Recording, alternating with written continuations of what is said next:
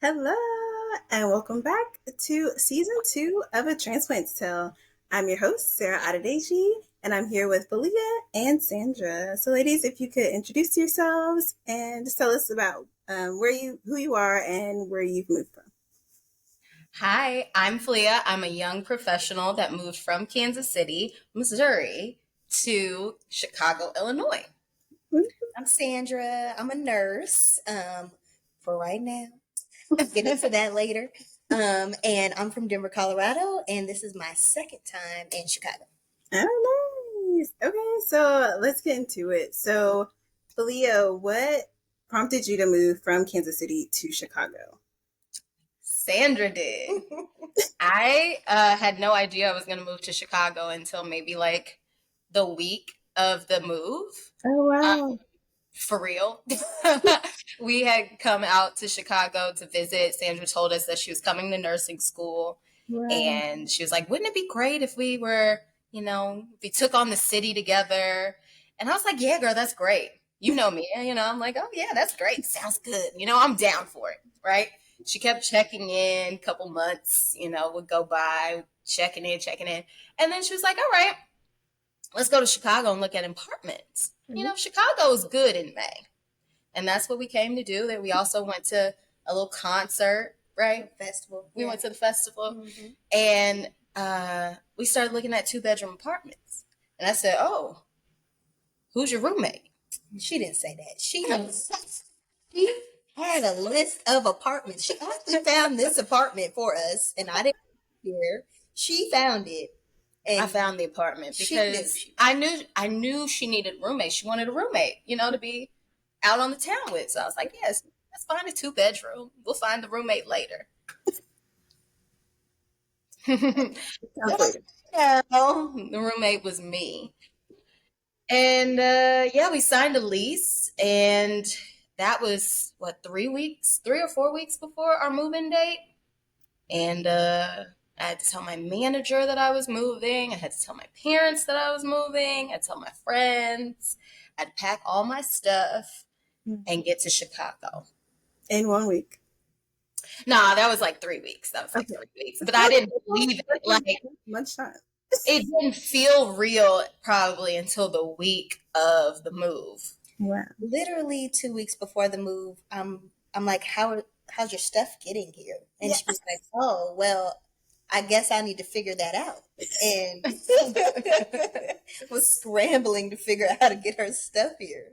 And so what'd you ultimately figure out?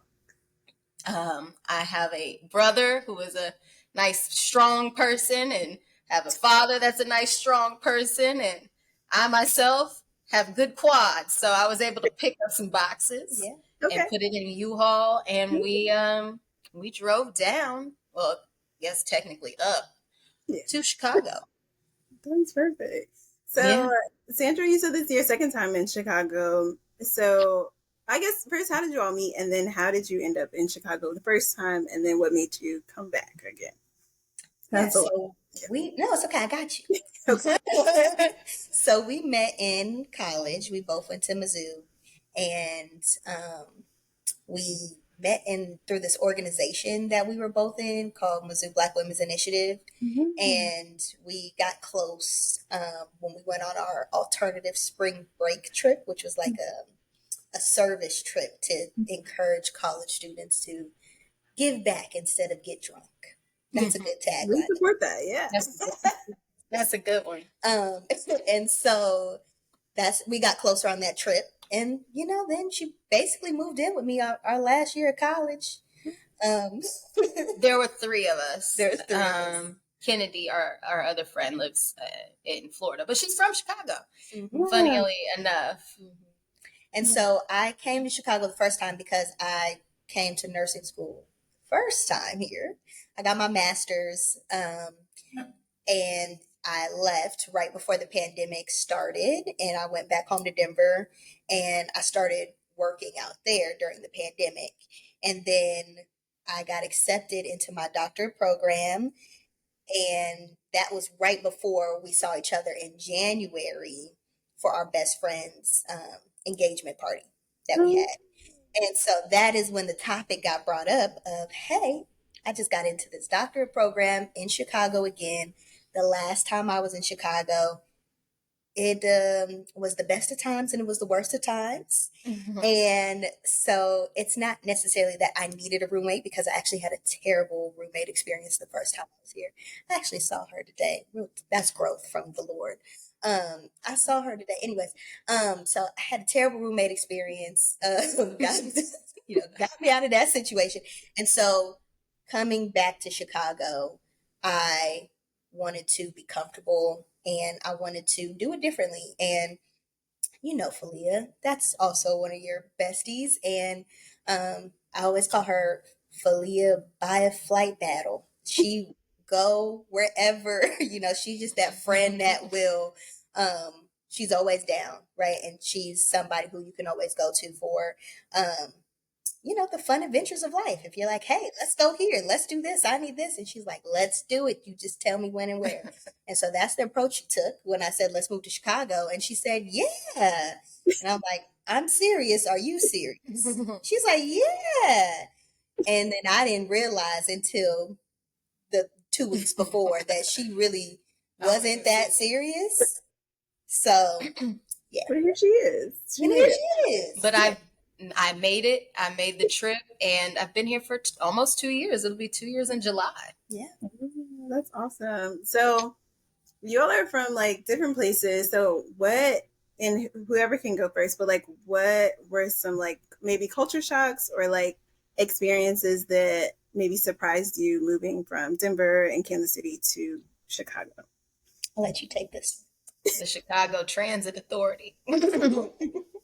I mean, and you and I can relate on this, right? We drive everywhere in Kansas City. The bus, public transportation is not something you do on a regular basis. Right. And so that kind of freaked me out. And then walking everywhere, but not by myself, right? Like I'm from the suburbs, I'm from Lee Right. Summit. Well, I lived in Lee Summit the back half of my life.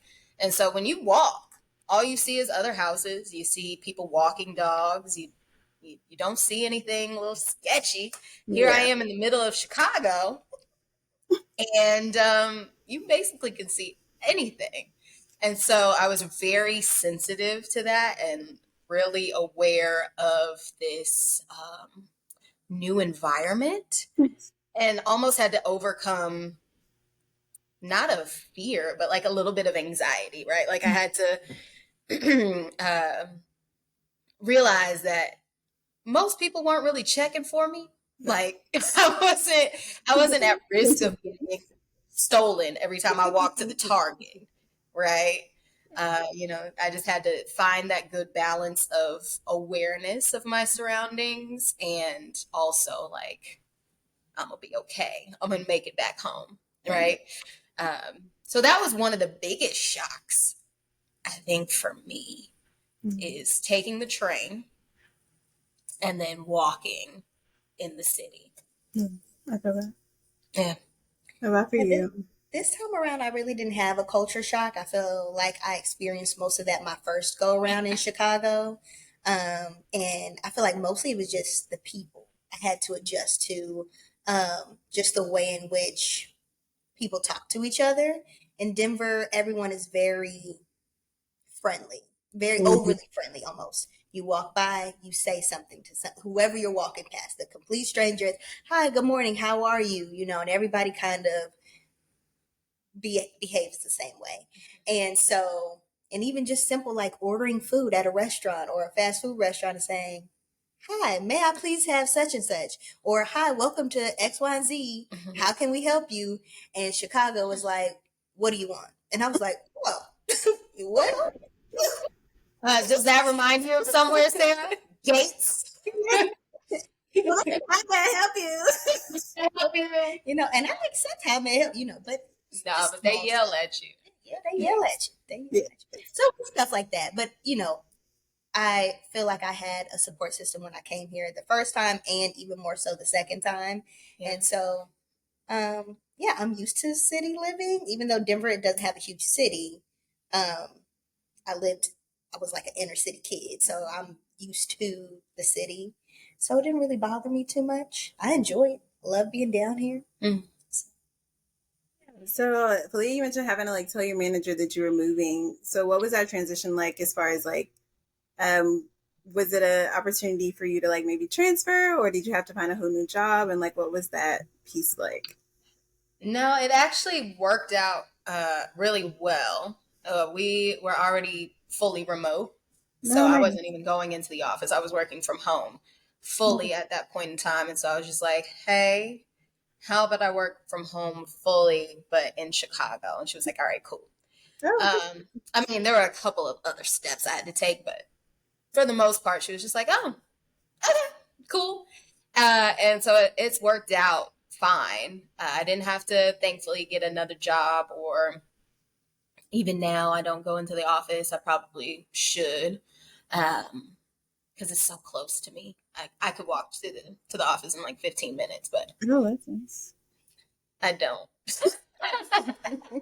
I don't. You have the option though, if you I like. have the option if ever my laptop goes out and I need some tech, you know. I love Okay. that. And It's then helpful. Sandra, oh, go ahead.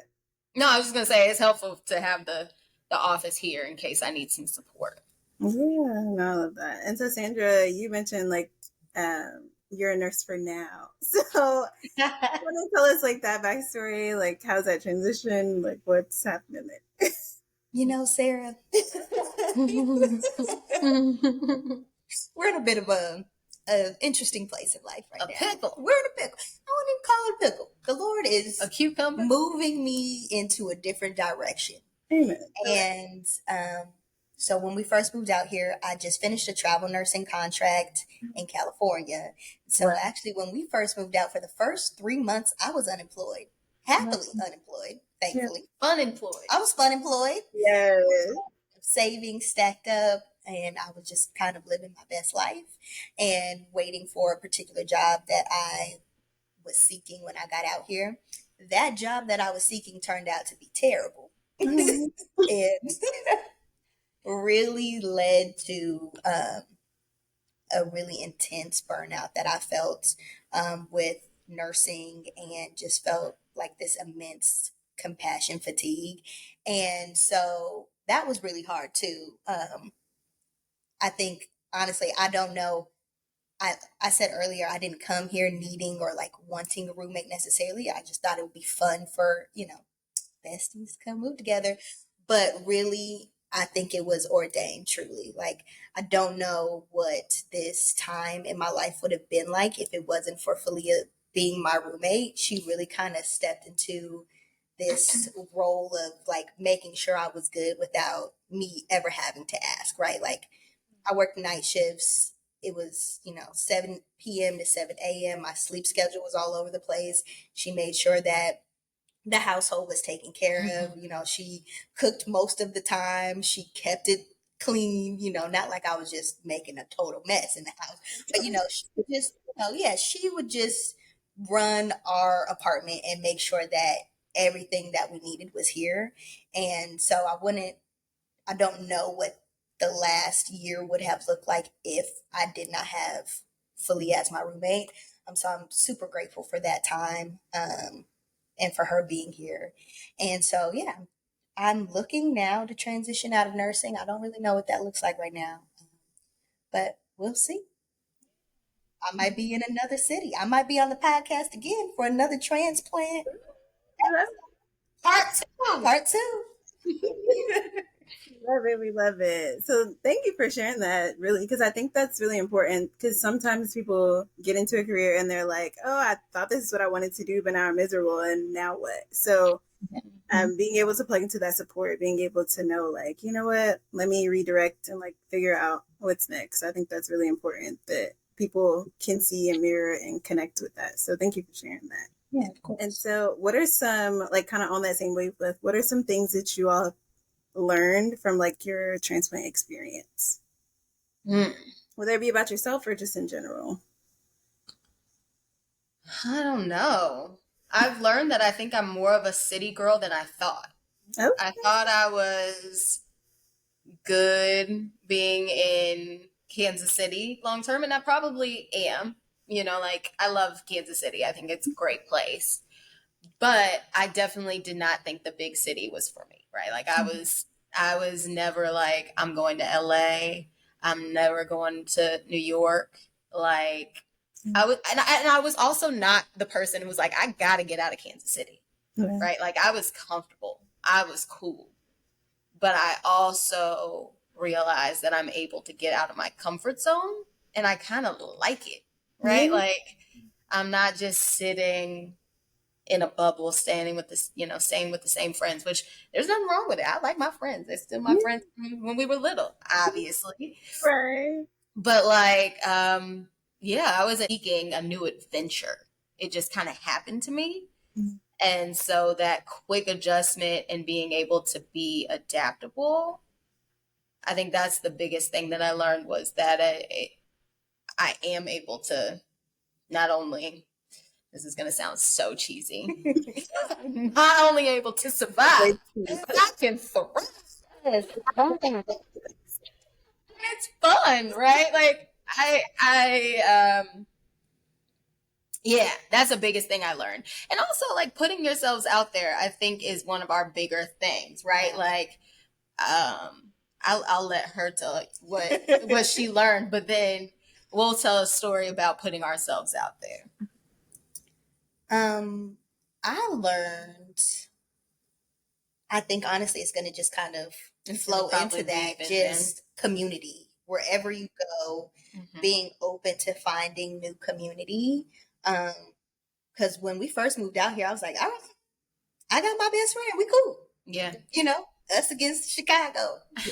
We go. We're going to make it happen. And then we went to a event that our apartment complex was throwing, and we wanted to win an espresso machine. We tried. We did not win. It was like, what was it? A raffle. A raffle. And we saw this group of young people that looked like us, and they seemed to be having a good time. And Sandra went up to this girl and was like, "Hey, I like your braids. Where'd you get them done?" Because that's important. That's important. To a city, you got to figure out where your nails, your hairs, your eyebrows, etc. Yeah, because we were just sitting there and we were like, we should talk to him, but what are we gonna say? And I said, I got this because I need to know where to get my hair done. And we got invited. Well, first we like talked to them. Like they invited us over. We talked and we had a good time. And then they were going out later that night and they invited us and we were like, oh my gosh, should we go? What do we wear? Like we we just met them like an hour ago. We're going to go out with them. And we're like, you know what? We don't have anything else to do. It's summertime in Chicago. Let's go. Let's do it. We got each other. Yeah. And so let's just go see what happens. And we ended up spending the rest of the summer, honestly, the rest of these last 2 years with most of them that we met at that party. And that first summer, we were with each other 3 to 4 times a week, every week. Because we lived in the same building, right? So it was so easy to pop up and down to each other's apartments or say, oh, hey, who's hungry? We're going to this restaurant. Yeah. It was a good time to find people our age.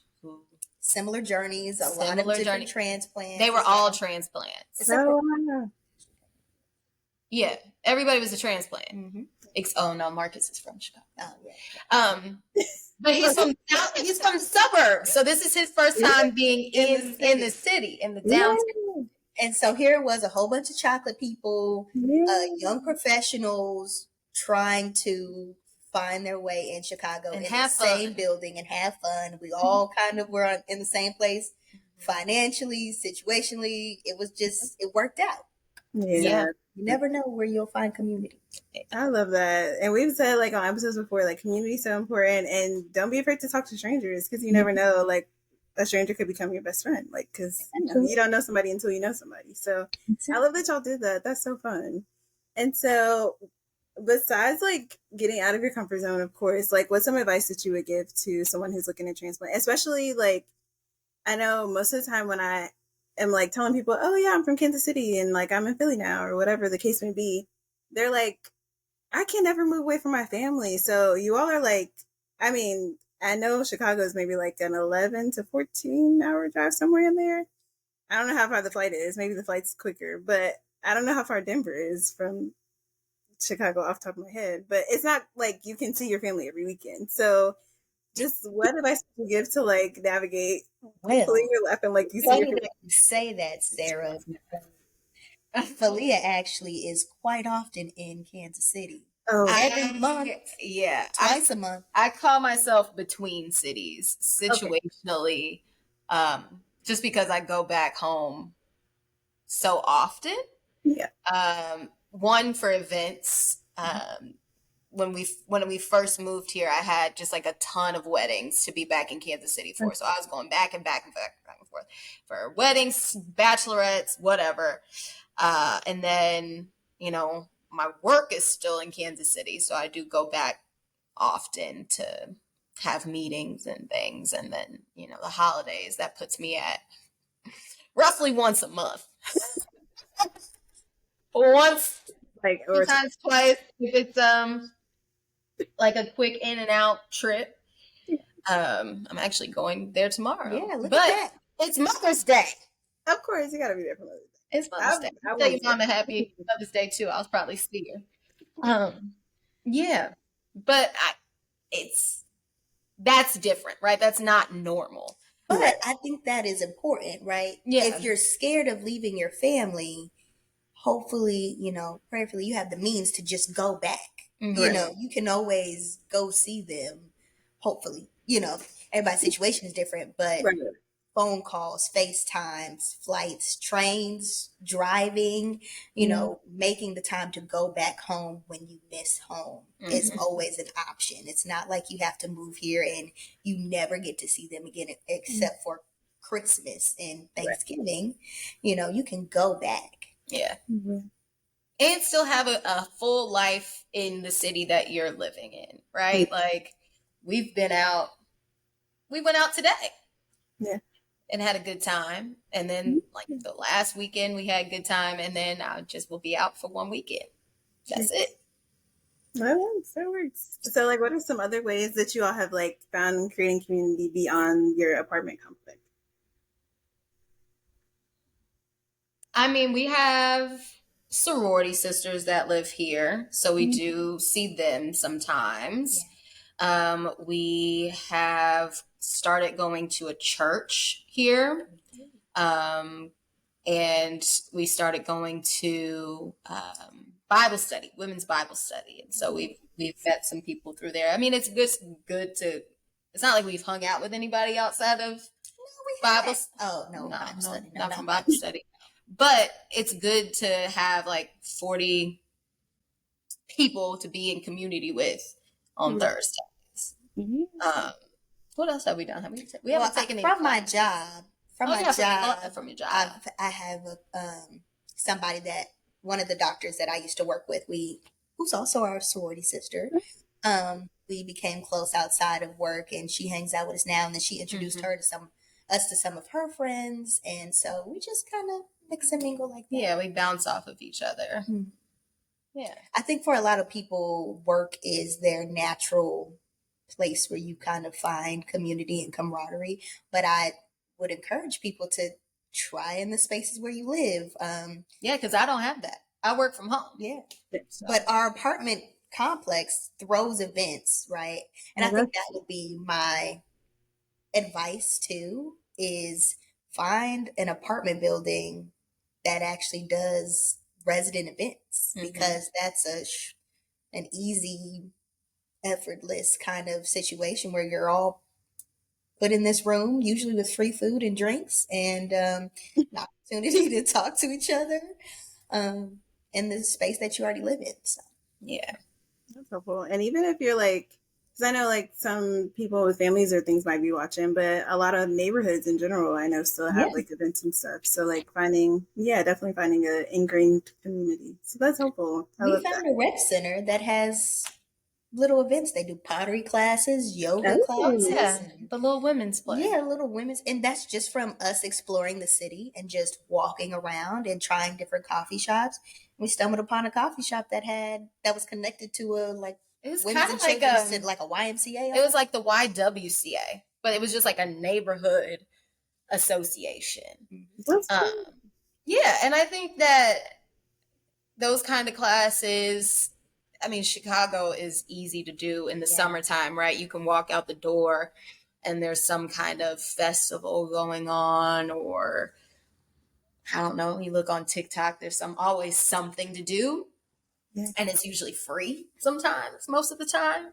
And you just can go and explore. Most people are nice enough to talk to. They won't yell at you Yeah. usually. Oh, I love that. I love that. And then, so like, I know you mentioned like having Phyleia was like a good support system, but what are like some other things, and even Phyleia, like what are some things that like kept you motivated just throughout your journey, like, adjusting to being away from family, even if you do travel a lot to see your family, just like adjusting to like a new environment, a new routine, like, just kind of navigating a new space. What are some ways that you stay motivated? It could be a song, a scripture, like a quote, a habit or routine, or whatever the case may be. It's good. I think we made it a habit of exploring and walking places. And so I think being in that um, mode of discovery, it's almost kind of childlike, right? Like even this morning, we went on a walk and we were going to one place and they didn't have the type of coffee that I wanted, right? And so Sandra had just so happened to point this place out on the way to the other coffee shop, and she was like, "Oh, let's go here and see." Lo and behold, it's a hidden gem. Hidden gem. Wow. It's gorgeous on the inside, and the people in there were so nice. They had what I needed. It was delicious. And on top of that, they had lunch, happy hour specials. Dinner. The chef came out and said hi to us, like, Chef? and this was all before 9 a.m. Wow. So So you was literally going. yeah, that's what I'm saying. It's Yeah. just like a good, like just discovering things. Like that gets me out and walking, looking at new things, finding new things. I'm always on TikTok, like, ooh, what can we do this weekend? And I think for me, similar to that, I guess what's keeping me going is knowing at the end of the day, it's going to work out. It's going to work out at the end of the day. Mm-hmm. And even if you come and it doesn't work out and you move, that's fine too. Because that was my situation. Yeah, that was still a part of the plan. The first time I moved to Chicago, it didn't work out. I was here and I thought I would be here much longer than I was. And I left and I was supposed to leave when I left because I could not imagine being stuck in Chicago by myself during the pandemic. Mm-hmm. So it was, although I didn't see it at the time, it was divine timing. And then I came back and I had an even better time, socially at least. Mm-hmm. Work-wise, not a fun time. But yeah, so I would say it all shakes out in the end. It all works out in the end. And actually, in Bible study right now, we're going through just Psalms 23 and just knowing that God is truly your shepherd, right? And He gives you everything that you need. And He's always guiding your path, and just leaning into that and understanding that even when it's uncomfortable and even when, it may not be the city that you thought you would end up in, or the place you thought you would end up in, or the job you thought you would have. It all works out in the end, and there's a reason behind why you are in this place, and to just try to take advantage of it. Try to take advantage and find the lesson. Pastor told us last Sunday, which really stuck with me. He said, "Nothing but sunshine makes deserts." I think it's an Arabic proverb. Nothing but sunshine makes deserts. And so you need rain, right, for that growth. And sometimes moving to a new city feels like rain. It is the stuff that grows you, and it's worth it every single time to put yourself out there and try something new, because you never know what it's going to turn out to be. That's beautiful. I love that. And God always does give you an umbrella. Amen.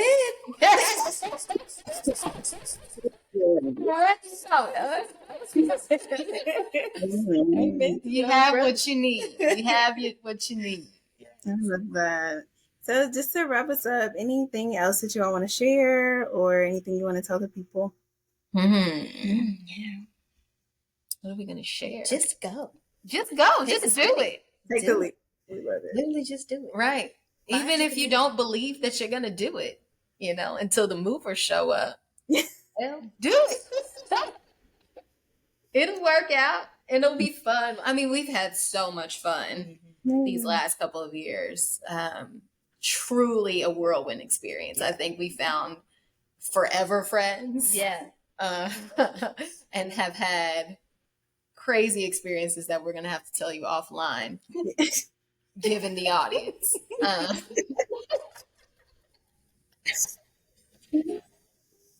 But yeah, just do it. Just go. It'll work out.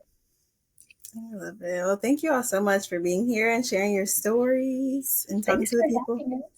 Thanks for having us. Of course, of course. So thank you all for listening and watching another episode of A Transplant's Tale. See ya. Thank you for listening to another episode of A Transplant's Tale. Be sure to like, share, and subscribe. See ya.